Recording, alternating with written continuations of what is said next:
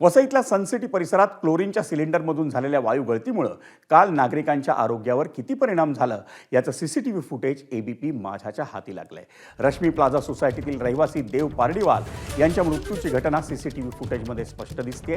ही घटना घडली त्यावेळी देव पारडीवाल हे त्यांच्या विंगच्या बाहेर बसले होते। क्लोरीन सिलेंडरमधल्या वायू गळतीचा त्रास होऊन ते जागीच कोसळले। सोसायटीतील रहिवाशांनीच त्यांना वसईच्या डीएम पेटीट रुग्णालयात दाखल केलं, पण उपचारांदरम्यान त्यांचा मृत्यू झाला।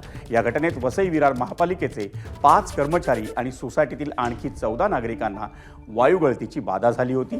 त्यांना उपचारांसाठी रुग्णालयात दाखल करण्यात आलं होतं। त्यापैकी 6 जणांना आयसीयूत दाखल करण्यात आलंय। वसईच्या आमदार स्नेहा पंडित दुबे यांनी रुग्णालयात जाऊन त्यांच्या प्रकृतीची चौकशी केली। आले तेव्हा त्यांची कंडिशन खूप नाजूक होती। आले तेव्हा त्यांना श्वास घ्यायला खूप त्रास होत होता। ऑक्सिजनची पातळी त्यांची झपाट्याने कमी झाली होती।